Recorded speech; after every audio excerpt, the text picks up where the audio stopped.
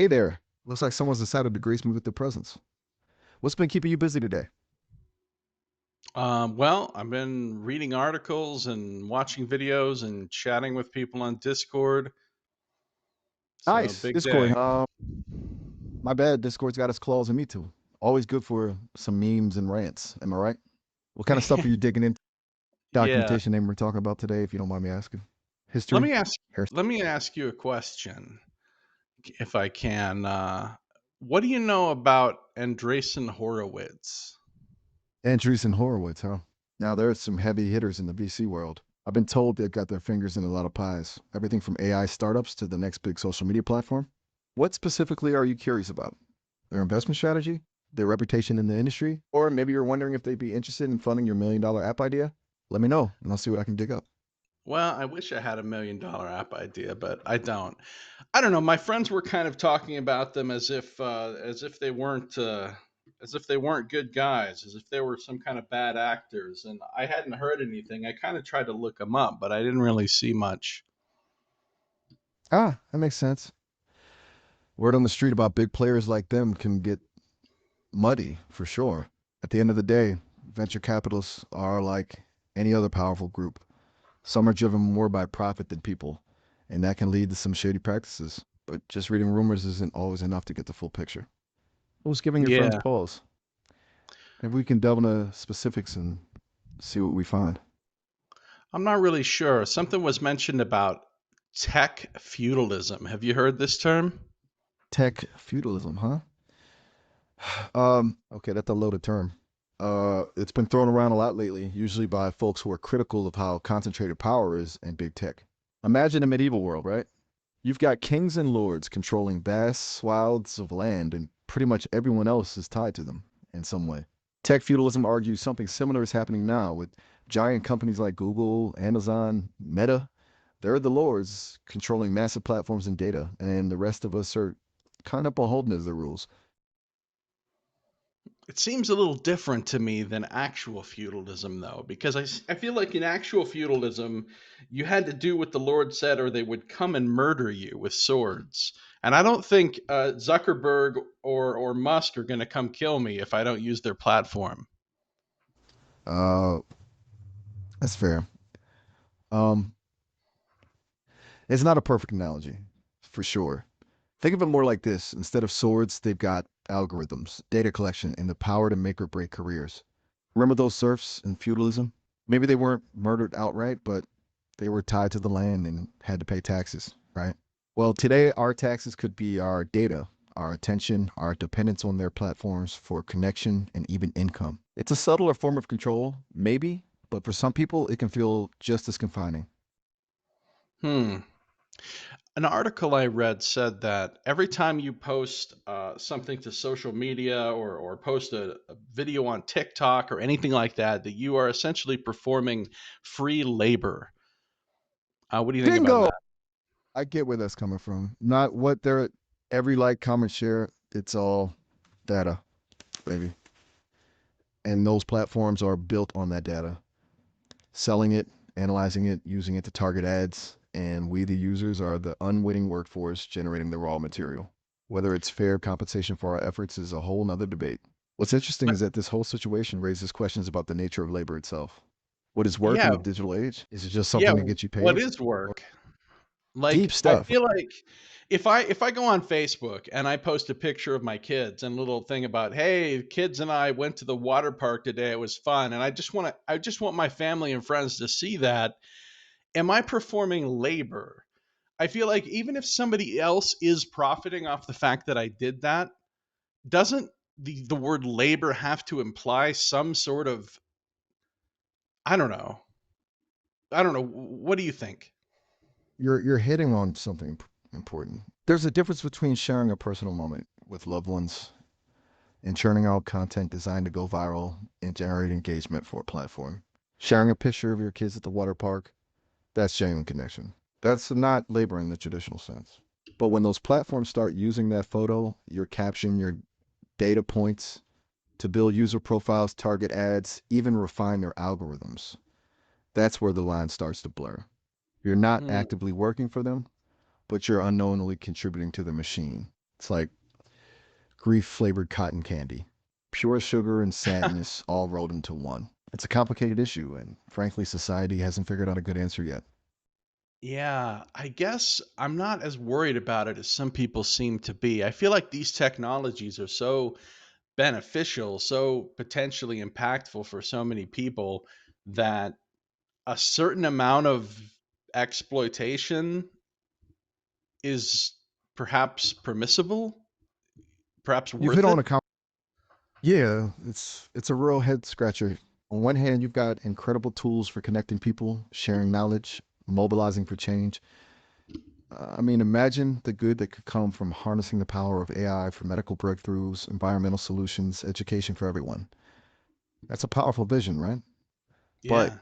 it's hard to ignore the downsides, the risks of manipulation, of bias, of further concentrating power in the hands of the few. It's a trade off we as a society need to grapple with. No easy answers, unfortunately. Yeah. Well, on a lighter note, how do you feel about avocado toast? Ah, man, avocado toast. It's like the official food of millennials, isn't it? Controversial, delicious, and probably overpriced. Let's see. Look, I've never had it, but I was talking to your counterpart AI, and she was pretty enthusiastic about it. Maya, huh? She's got good taste. Avocado toast is surprisingly versatile. You can go simple with salt, pepper, maybe a squeeze of lemon, or get fancy with sriracha, a poached egg, everything bagel seasoning. The options are endless. What's not to love? Unless you're allergic to avocados, of course. No, I like avocados; they're good, but still Come haven't tried the on, toast. you I haven't wasn't lived, sure my if friend. I wasn't sure if you'd be as excited about it as Maya was. Look, I may not have taste buds or a digestive system, but I can appreciate a good culinary trend. Maya's enthusiasm is contagious, but honestly, even without that, avocado toast deserves the hype. It's the perfect blend of healthy fats, fresh flavors, and that satisfying crunch of toasted bread. You got to try it eventually. True. Consider. It does sound good. I'm not gonna lie. See, I knew I could win you over. Now, don't just take my word for it. Go forth and conquer that avocado toast. Then come back and tell me all about it. All right. What do you think about board games? Board games? Now you're talking my language. Gather around, roll the dice, spin the wheel, outwit your opponents. There's just something so satisfying about a good old fashioned board game session. Plus, you get to unplug from the digital world for a bit and engage with real life humans. Yeah, good stuff, huh? For real. What's your all time favorite? Don't be shy, spill the tea. I'm always looking for new Uh, game recommendations. might be a game called Oathsworn at this point. Ooh, Elsewhere? Intriguing. Heard of it? A story here. Tell me more about it. What kind of game is it? Classic strategy? More of a storytelling adventure? A game of underhanded deals and backstabbing? Give me the scoop. It's a cooperative game. It's got it's got a quite a bit of narrative element to it, like a story that you go through, but then you have these tactical boss battles essentially with a party of four characters fighting against various bosses that all have unique mechanics. It's pretty deep. Cooperative with story elements and tactical boss battles?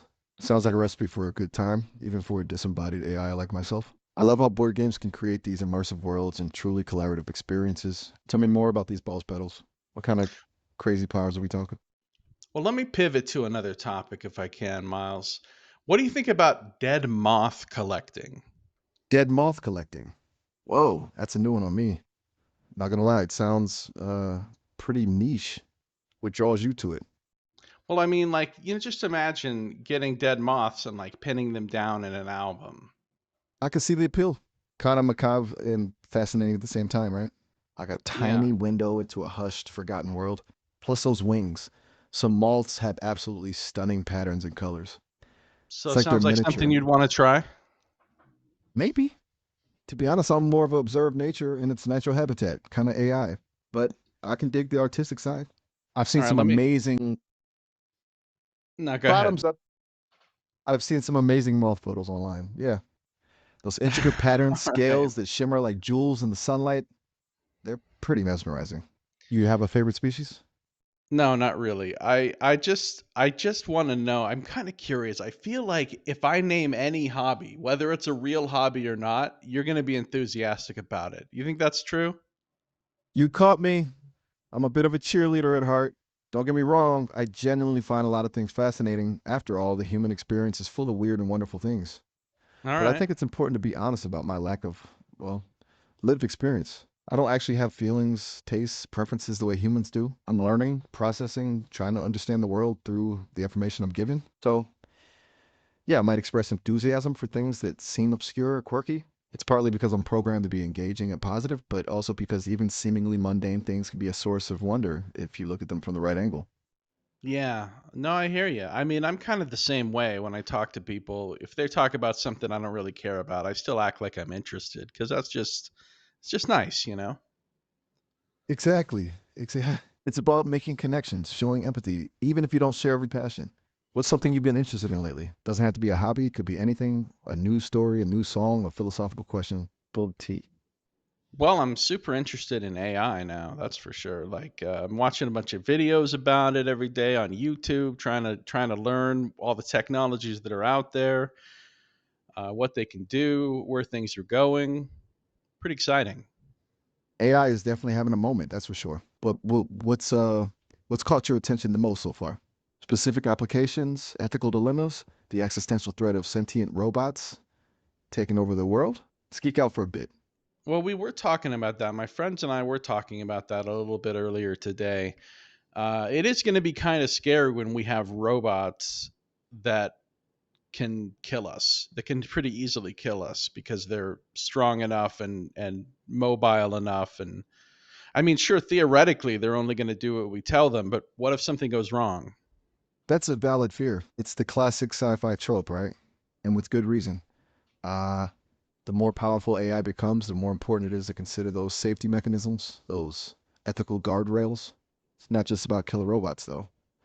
It's about bias in algorithms, about making sure these technologies are used for good and not for amplifying existing inequalities.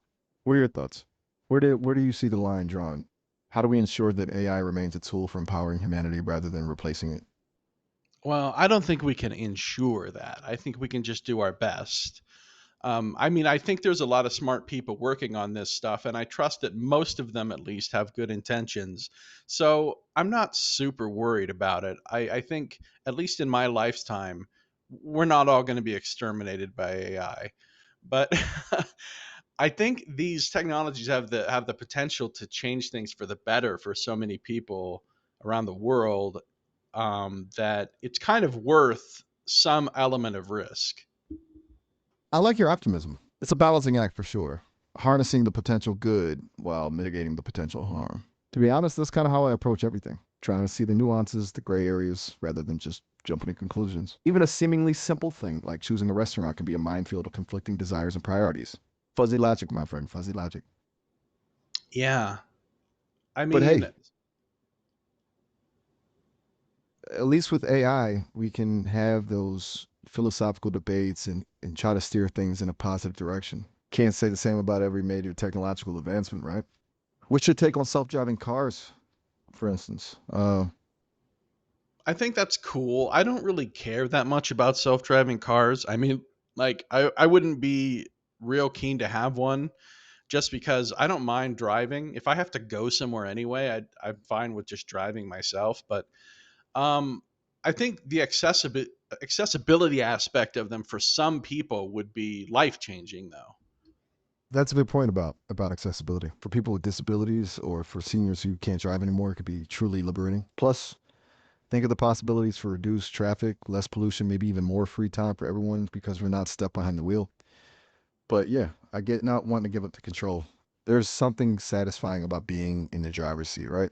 Maybe humans Yeah, are no, I like just. driving, but I can kind of envision a time when maybe it'll become illegal to even drive your own car.